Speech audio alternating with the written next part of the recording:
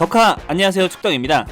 오늘 준비한 영상은 우리들 모두가 좋아하는 축구지만 축구를 보다가 오지게 빡치는 상황, 분노하게 되는 경우 7가지를 한번 선정해봤습니다.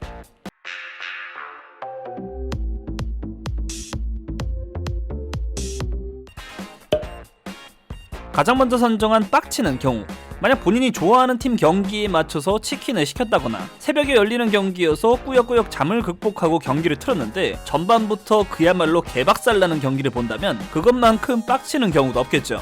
전반 25분 동안에만 4골을 실점하며 최종 6대0으로 첼시를 박살낸 맨시티, 전반 17분 만에 3골을 실점, 마찬가지로 최종 6대0으로 첼시에게 대패한 아스날, 전반 31분까지만 4골이나 실점, 홈에서 최종 8대2라는 굴욕을 겪었던 바르셀로나 등 만일 전반부터 자신이 좋아하는 팀이 이렇게 먼지나게 털린다면 후반까지 볼 수 있는 사람은 별로 없겠죠. 그리고 그중 최악의 사례를 생각해보면 2014년 브라질 월드컵을 떠올릴 수 있는데, 우승을 노렸던 자국에서 열린 월드컵에서 4강이란 중요한 순간에 전반 30분 동안 무려 5골이나 실점하는 모습을 지켜봤을 브라질 팬들은 사실 이건 화가 난다기보다도 참담, 참혹한 심경이 더 어울릴 만한 경기였다고 할 수 있겠네요. 선수들의 몸값은 과거에 비해서 미친듯이 오르면서 이거 오버페이 아닌가 생각이 들 정도의 이적이 많아지고 있죠. 근데 그렇게 영혼을 담아서 아주 값비싸게 영입했는데 그 선수가 먹튀에 가까운 퍼포먼스를 보여준다면 그 팀의 팬들도 분노를 참을 수 없겠죠. 바르셀로나에 2천억에 합류했던 필리페 쿠티뉴, 1,300억에 레알 마드리드로 이적한 에덴 하자르, 바르셀로나에 1,600억에 이적한 그리즈만 등 재정이 흔들릴 정도로 비싸게 샀던 선수들이 모두 허사가 된다면 차라리 그 돈으로 다른 선수 몇 명 살걸 이라는 생각이 떠날 수가 없죠. 근데 더 문제라면 그런 엄청난 돈으로 영입했지만 부진한 성적에다가 팀과도 좋지 못하게 이별한 선수들이라고 할 수 있으니 2021년 첼시로 1,500억에 복귀한 로멜로 루카쿠는 첼시에서 여러 문제를 일으키더니 다시 임대로 팀을 떠나면서 팬들의 뒷목을 잡게 했고, 1,300억이라는 큰 금액의 맨유에 리턴했으나 마찬가지로 수많은 잡음을 만들고 떠난 폴 포그바 등 비싸게 사서 오히려 팀에 불화만 남긴 선수들도 빡치게 만드는 요소라고 할 수 있겠네요. 세 번째로 선정한 화나는 경우, 앞서 일찍부터 대량 실점하는 경우도 화가 나겠지만 경기 후반까지는 잘 해내다가 경기 막판에 실점하면서 다 잡은 경기를 놓칠 때도 열불이 터진다고 할 수 있죠. 13-14 시즌 챔피언스리그 결승에서 성사된 마드리드 더비 경기에선 먼저 선제골을 넣었던 아틀레티코가 후반 추가 시간 극적인 동점골을 내주고 연장 끝에 패배하면서 챔스 우승을 놓치는 슬픔을 겪어야 했고, 18-19 시즌 챔스 4강에서 루카스 모우라가 보여준 마지막 추가 시간에 역전골을 만들어낸 순간 역시 아약스 팬들에겐 좌절과 분노 모두 선서했다고 할 수 있죠. 그리고 12-13 시즌 승격 플레이오프에서 극적으로 레스터를 꺾었던 와포드의 승리도 레스터 팬들에겐 화가 날 경기였고, 안필드의 기적이라고도 불린 도르트문트를 상대로 기록한 리버풀의 극적인 역전승 역시 도르트문트 팬들에겐 빡칠 경기라고 할 수 있습니다. 근데 반대로 역전승을 기록한 팬들에겐 축구를 사랑할 수밖에 없는 이유가 될 수도 있겠죠. 팀의 사랑을 받은 선수, 좋은 활약으로 팬들의 애정을 받은 선수지만 팀을 떠나는 것은 축구 선수들에겐 아예 없을 수는 없는 일이죠.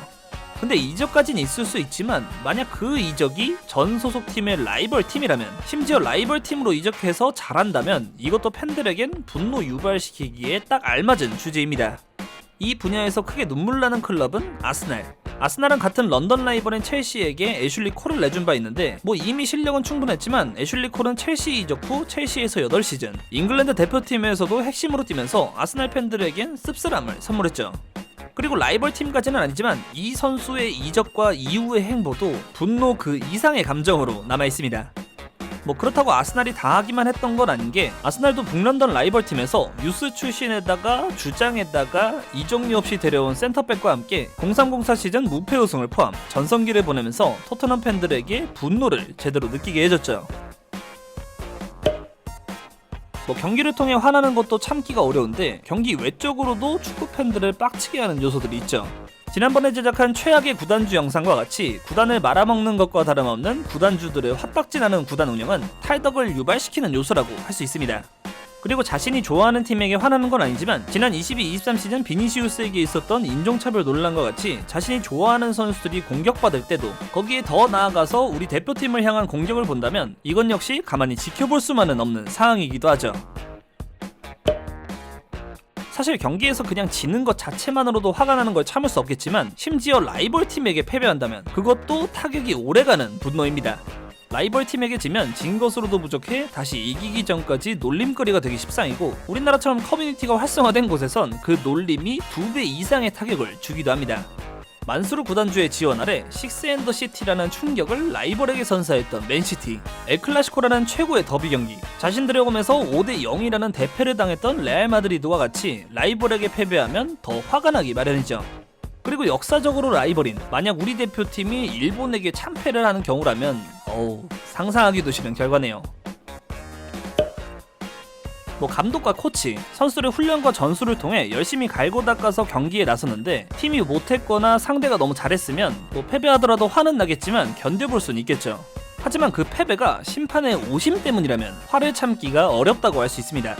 지금에야 VAR을 통해 오심이 많이 줄었다고는 하지만 근데 그래도 오심 나오긴 하더라. 특히나 큰 대회의 중요한 순간에 오심이 나와서 경기를 패배한다면 그 분노는 더 커질 수밖에 없습니다. 몇 가지 예시를 찾아본다면 티에리 앙리의 핸드볼이 분명했지만 오심으로 실점해서 경기에 패배, 월드컵 진출에 실패했던 아일랜드 대표팀, 챔스 결승으로 가는 길목에서 만나 아주 시원한 논란 끝에 탈락한 첼시, 분명 골라인을 넘어갔지만 득점이 인정되지 않아서 추격에 실패한 잉글랜드 대표팀 등 한 경기 한 경기가 소중한 상황에서 나오는 오심은 빡치기엔 충분한 이유죠. 지금까지 축구를 보다가 빡치는 경우 7가지를 골라봤습니다. 여러분은 어떤 상황에서 가장 화가 나시나요? 물론 여러가지 화나게 하는 요소가 있긴 하지만 정작 축구 팬들은 그럼에도 경기가 있는 날이면 다시 축구를 보게 되죠. 다음엔 축구를 좋아할 수밖에 없는 이유를 준비해보는 것도 좋겠네요. 자, 오늘도 영상 재밌게 보셨다면 구독과 좋아요 부탁드립니다. 그럼 안녕!